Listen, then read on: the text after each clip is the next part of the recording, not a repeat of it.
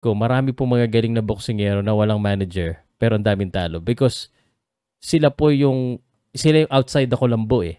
Maraming korupsyon din na nangyayari.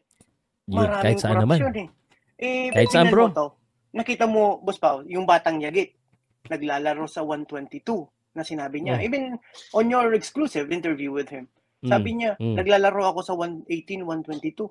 Tapos pinalaban ako sa 135. That's corruption. Ano ang gagawin mo dun? Kukuha ng laban para lang matalo? No. Bakit nag-i-invest ka? Dapat kunin mo yung purest of the pure. Para kung mag-i-invest ka, sulit. Diba? Dalawa kasi sagot dyan, bro eh.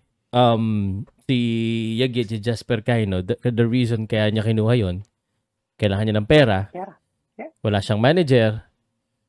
And that's what's happening.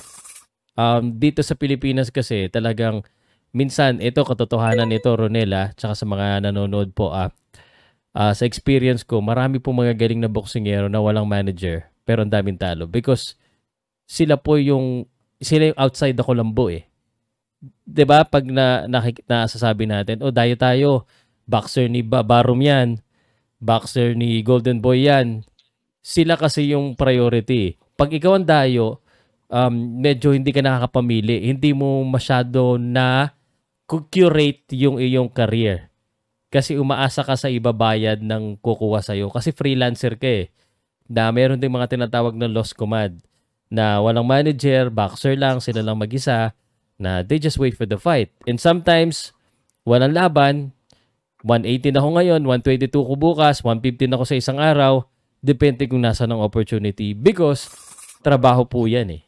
Trabaho po yan ng boxer. Unfortunately, that's when the term pera-pera na lumabas. Lalo na pag medyo veterano ka na. You need the money, kaya lang mo mabuhay para sa pamilya mo. Ito yung alam namin gawin eh.